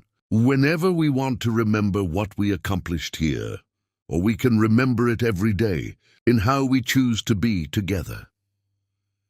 The drive back to the city passed in comfortable conversation, both of them savoring the last hours of their retreat while anticipating their return to normal life. Sandra watched the landscape change from rural mountains to suburban developments to urban density, but her focus remained on the man beside her and the future they could build together now that all possibilities had been restored. As Manhattan's skyline came into view, Sandra felt a surge of excitement rather than the trepidation she might have expected. The city that had witnessed their courtship and marriage would now witness their renewal, their emergence as people who had faced the impossible and won. "Liam," she said as their building came into sight, "I need you to know something important." "What's that?" "The woman who suggested bringing Marilyn into our marriage, that wasn't really me. That was someone I became when I forgot who I actually am." "And who are you actually?"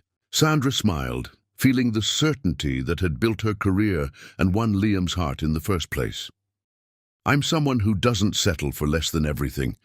Someone who fights for what matters instead of accepting compromises. Someone who believes that the right partnership can overcome any obstacle. You're also someone who loves deeply enough to consider sacrificing everything for someone else's happiness. But I'm smart enough to recognize that real love doesn't require those kinds of sacrifices. Real love finds solutions instead of settlements." As they reached their building, Sandra felt like they were returning not to their old life, but to a new chapter of their continuing story. The penthouse would be the same. Their careers would resume their familiar rhythms. But everything would be different because they were different. People who had fought impossible battles and won. Partners who had discovered depths of commitment and capability that would serve them for whatever challenges the future might hold. "I love you." "Liam Neeson," Sandra said as they entered their apartment, using his full name like a declaration. "I love you, Sandra Williams Neeson," he replied, his use of her complete married name acknowledging everything they'd preserved and everything they'd reclaimed. That evening, as they prepared for bed in their own bedroom, Sandra realized that their story wasn't ending with restored health and renewed intimacy. Those were victories, but they were also foundations for whatever came next. The return to their own space felt like a homecoming charged with new possibilities. Their bedroom, which had been a careful arrangement of accommodations and limitations, now felt like a sanctuary where anything was possible. Sandra could imagine spontaneous morning intimacy, evenings that ended in passionate connection, nights devoted to exploring the renewed chemistry between them. "What do you want to do tomorrow?" she asked, as they settled into bed together. "I want to wake up next to you without wondering if you're in pain. I want to have coffee together and plan normal things like weekend trips and dinner parties and all the mundane pleasures we put on hold for 3 years.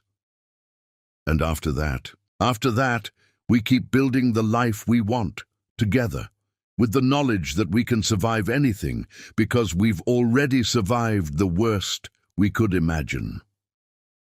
Sandra curled against Liam's side, feeling the solid reality of his presence and the profound security that came from partnership that had been tested beyond most limits and had emerged not just intact, but stronger. The future stretched before them, unlimited by medical concerns or careful boundaries. They could travel anywhere, try anything, build whatever dreams they chose to pursue. But more than the specific possibilities, what excited Sandra was the knowledge that they would face everything together, with love that had proven stronger than any challenge. "Do you think other couples could learn from what we went through?" she asked. "I think other couples could learn from what we refused to accept. We didn't accept that medical challenges had to destroy intimacy. We didn't accept that temporary limitations had to become permanent boundaries. We didn't accept that love meant settling for less than everything." As sleep approached, Sandra reflected on the journey that had brought them to this moment. The pain that had nearly destroyed them had ultimately revealed the strength of what they'd built together. The crisis that had threatened their marriage had become the proving ground that demonstrated its unshakable foundation. "Sweet dreams, my love," Liam whispered as Sandra settled into sleep. "Sweet dreams," she replied, meaning it completely for the first time in 3 years. They slept peacefully in each other's arms, two people who had fought impossible battles and won. Partners who had discovered that the strongest love isn't love that never faces challenges. It's love that faces every challenge and refuses to be defeated. Their story continued, not with the desperate hope of people trying to survive crisis, but with the confident joy of people who knew they could overcome anything because they'd already proven what they were capable of when everything that mattered was at stake. Outside their windows, Manhattan pulsed with its endless energy, the city that had witnessed their courtship, their marriage, their crisis, and their victory. Inside their bedroom, Sandra and Liam began the next chapter of their love story with hearts full of gratitude for what they'd preserved and excitement for what they would build together in all the years ahead. Love had won, not through avoiding difficulty, but through refusing to be defeated by it. And that, Sandra thought as sleep finally claimed her, was the strongest foundation any relationship could ask for.